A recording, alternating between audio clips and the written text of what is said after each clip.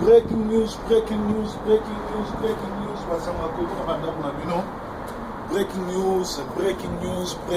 spécial breaking news. Les alibons au proverbe 30-30 et panabino. Bah, tindelingai, bah, message grave, flash. Panique na Kinshasa, l'expert de l'ONU Zaïda Catalan serait décapité par le militaire rwandais au sein de FARDC. Kabila en panique envoie Cheo Kitundu en Russie et multiplie des réunions pour faire endosser le meurtre aux miliciens de Kamwina Sampu. Des sources sûres proches du Rwandais Kabila signalent une atmosphère de panique qui règne autour de l'imposteur rwandais. Depuis quelques jours, ce climat de peur provient de l'assassinat de l'expert suédois de l'ONU, Zaïda Catalan, par les forces rwandaises opérant sous l'uniforme de l'armée congolaise. Cette nouvelle a été discrètement confirmée par le Rwandais Kabila par ses réseaux Tutsi au sein de l'armée congolaise. Dans un premier temps, il a donné l'ordre formel de restreindre la liberté de circulation des missions onusiennes qui avaient intensifié les recherches au Kasaï central pour retrouver les deux experts enlevés. Il ne faut pas que la MONUSCO découvre la vérité avant leur mise en scène. Dans l'entretemps, Kabila multiplie réunion après réunion avec ses experts pour affûter le montage d'un scénario devant amputer la responsabilité de cet énième ignoble assassinat aux miliciens de Kamwina Sampu. Mais Kabila et ses hommes se butent à une grande difficulté. L'expert de l'ONU, Madame Zaïda Catalan, aurait été assassiné dans la région de Chilumbu, qui est sous le contrôle des troupes rwandaises de FARDC. Présentant une vive réaction des États-Unis, Donald Trump, qui ne badine pas avec son Amérique First, et donc avec l'avis des citoyens américains partout dans le monde, Kabila a instruit Cheo Kitundu, son ministre des Affaires étrangères, de se rendre immédiatement à Moscou pour négocier la protection de Poutine au travers de son éventuel veto dans l'éventualité d'une prochaine décision du Conseil de sécurité de l'ONU contre le régime de Kinshasa. Cheo Kitundu, qui sera ainsi le premier ministre des Affaires étrangères de la RDC en fonction, à se rendre en visite officielle à Moscou, séjourne actuellement en Russie après avoir subi des revers à New York. Rappelons que le second otage et expert de l'ONU, Michael Sharp, est de nationalité américaine, bien que son sort ne soit pas encore connu. On redoute cependant à Kinshasa la foudre de Donald Trump à l'annonce officielle de l'exécution de la Suédoise. Selon les confidences autour de Rwandais Kabila, cet expert suédoise était déjà condamné à mort d'avance à cause des vérités accablantes qu'elle avait découvertes sur l'ampleur des massacres des Congolais par les troupes rwandaises déguisées en soldats congolais et opérant sous les ordres de Kabila. Son dernier message, publié sur son compte Twitter, est émis à partir de son portable, en dit long et pourrait donc facilement être décrypté après sa mort probable. En effet, Zaïda Catalan écrit Three things cannot be long hidden, the sun, the moon, and the truth. Traduction, trois choses ne peuvent pas longtemps rester cachées, le soleil, la lune et la vérité. C'est pour cette vérité qu'elle a été tuée, laquelle, mais comme on l'apprend, comme on l'a déjà prédit, elle-même, cette vérité ne restera plus longtemps cachée.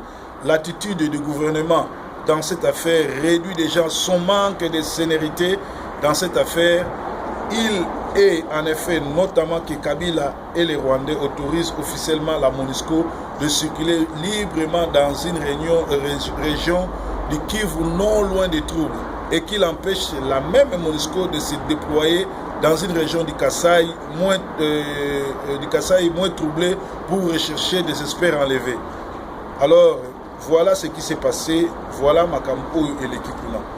Donc, Cheo Kitundu azali komi kanisaki azali Superman oyo akoya ko sauver Kabila na armée na ye bomoni bino moki Kabila azozwa ba soldat rwandais alati bango uniforme ya Congo ya armée ya Congo po ba boma pe lisusu alongoli ba crime ba tuerie na côté ya Beni akitisi yango siko na Kasai pona nini pona kolakisa ke ba Kasayen o baza ko travailler na Kabila ba ma ile mukuse pe ba patriote te ko banda na Sami badi banga na ba union so bazu ba ministère et pourtant na mboka na bino bazo massacrer bazo boma bande ko na bino mais bino bozo welela ba poste ya ministre Cheo Kitundu ko beta mara na Londres a ezaki muke il faut la endoki et satan po o que nous protéger muto azo exterminer ba race ya bande ko na yo alors ezali mawa mingi likambo mususu ebimi grave le criminel rwandais Paul Kagame rattrapé 20 ans après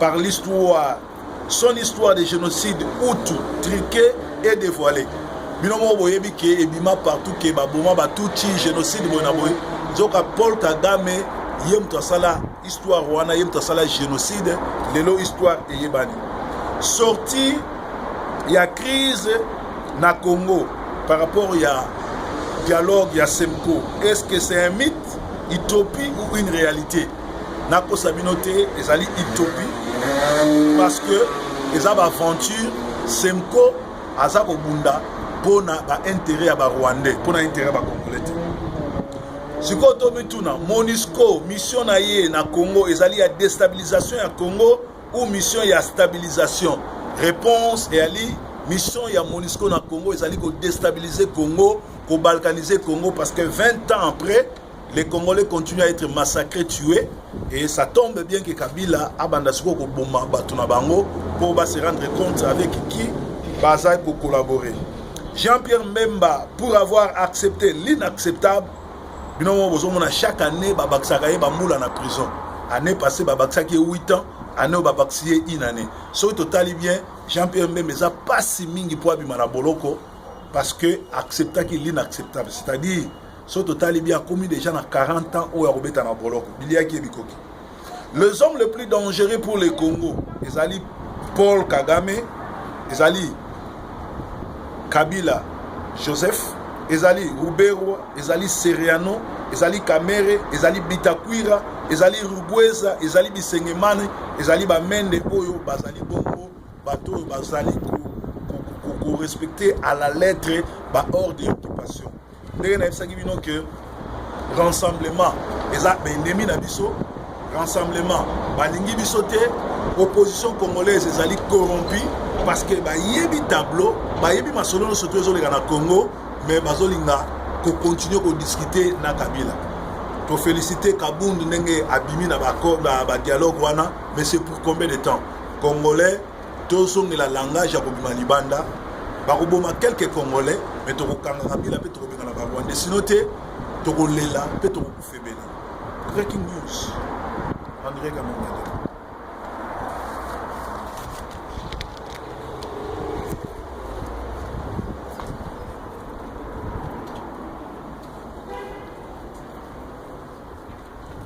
Kabila doit dégager pour na Congo et à la libérer. Kabila doit dégager pour na Congo et à la libérer. Kabila doit dégager pour na Congo et à la malam.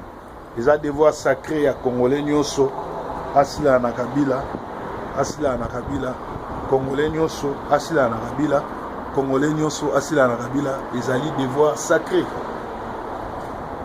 Breaking news. Yes, was a mokonzi.